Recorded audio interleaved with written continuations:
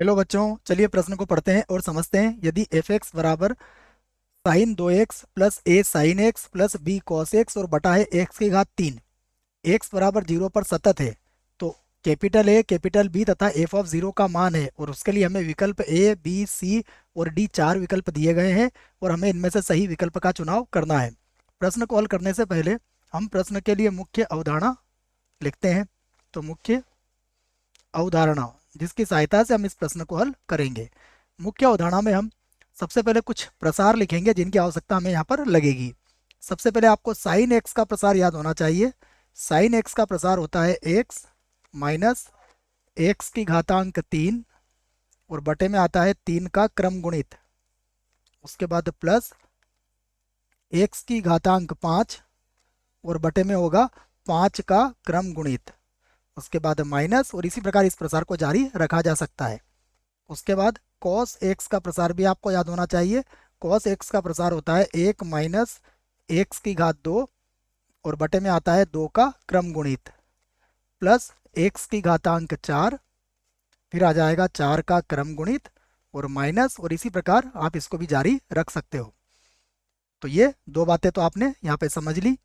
अब आप ये समझिए कि हमें x बराबर 0 पर सतत कहा गया है। तो यदि कोई फलन x बराबर a पर सतत होता है तो हम क्या कहते हैं कि a पर दाईं सीमा, a पर बाईं सीमा, ये दोनों ही फलन के मान के बराबर होते हैं।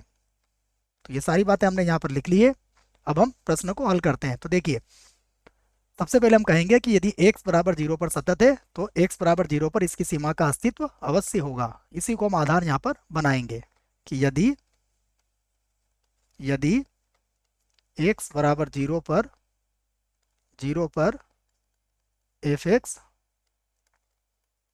सतत है तब क्या होगा? तब एफ ऑफ 0 किसके बराबर होगा? एफ ऑफ 0 प्लस, और ये बराबर होगा एफ ऑफ 0 माइनस के, कह सकते हैं हम। तो यहाँ पर हम दाईं सीमा बाईं सीमा किसी को भी लेके हल कर सकते हैं, और दाईं सीमा बाईं सीमा बराबर होती है तो हम सीमा को सीधे भी व्यक्त कर सकते हैं। सारी बातें हमें पता है। तो इसी को आधार बना के मैं इस प्रश्न को लिखता हूँ। तो अब देखिए, यदि मुझे F0 ज्ञात करना है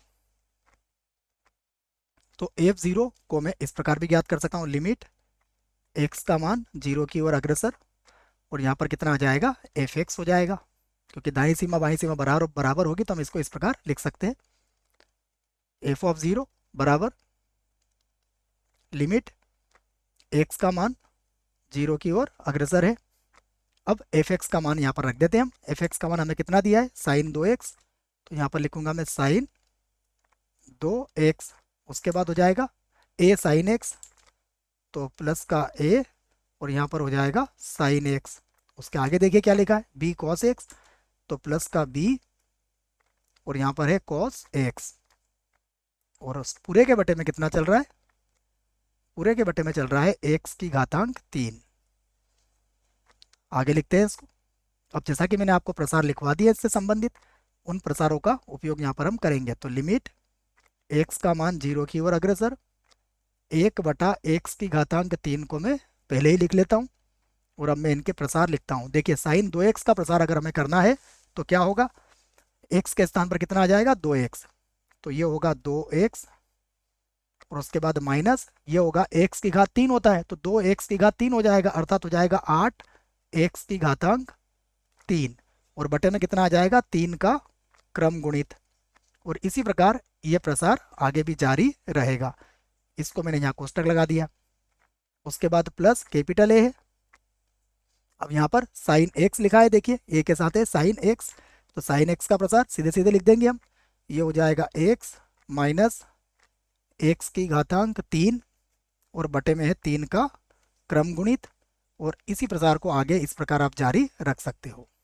उसके बाद है प्लस का बी, तो प्लस का बी, और बी के लिए देखिए हमें कॉस एक्स का प्रसार याद होना चाहिए। तो कॉस एक्स का प्रसार क्या होता है? 1 माइनस एक्स की घातांक 2, और बटे में आ जाएगा 2 का क्रम गुणित, और प्लस एक्स की घातांक 4। ये भी हम इसे इस प्रकार लिख सकते हैं, आगे लिख दूंगा मैं इसको भी। अब हम इसे लिख लेते हैं, बराबर लिमिट एक्स का मान 0 की ओर अग्रसर है, एक बटा एक्स की घातांक 3।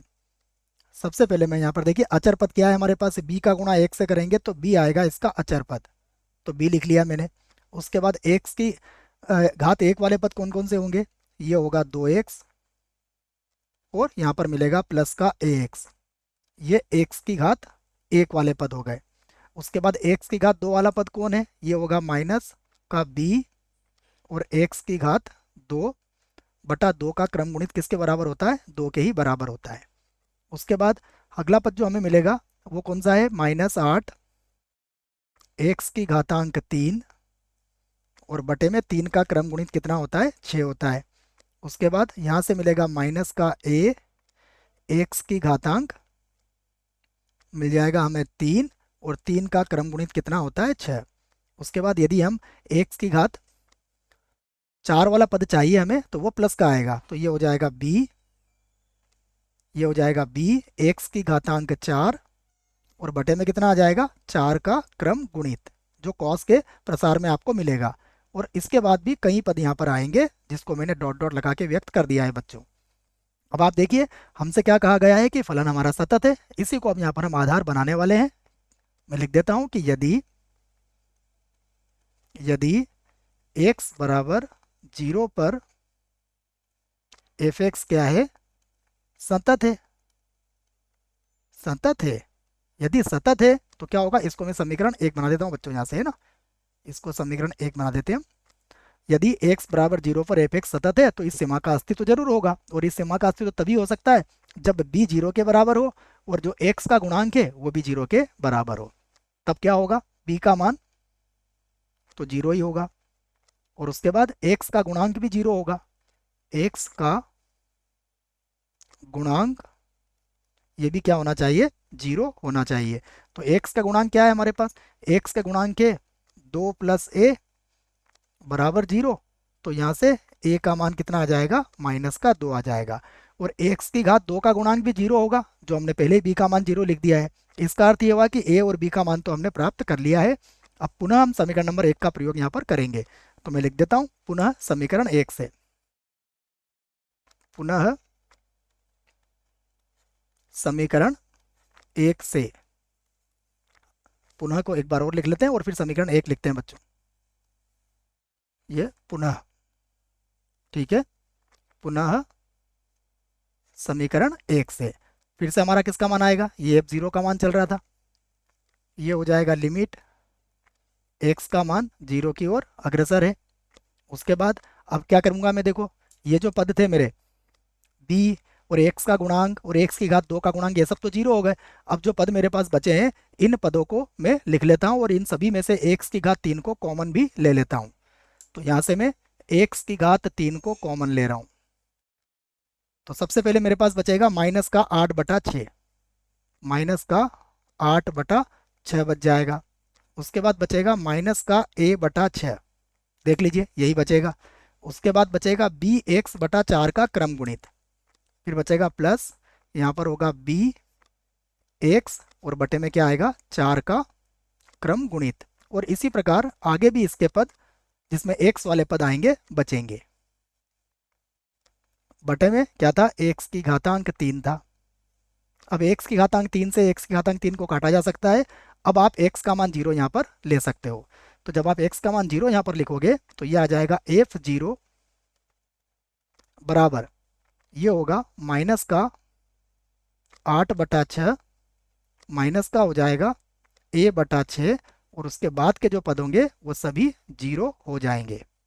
अब a का मान रख सकते हैं आप, a का मान आपने कितना ज्ञात किया है, a का मान है हमारे पास -2, जो आपने अभी ज्ञात किया है, तो उसे लिख देते हैं हम। तो f0 बराबर ये होगा -8/6 और ये माइनस माइनस हो जाएगा प्लस का 2/6। 8 में से 2 घटाएंगे तो -6/6 अर्थात कितना आ जाएगा, -1 आ जाएगा f0 का मान। तो अब हम हमारे प्रश्नों के उत्तर दे सकते हैं। सबसे पहले a बराबर कितना आया, a बराबर आया -2, b का मान क्या होगा, सदैव 0 होगा। और उसके बाद f0 का मान कितना आया, f0 का मान आया -1। अब हम विकल्प की तरफ चलते हैं, कौन सा विकल्प सही है।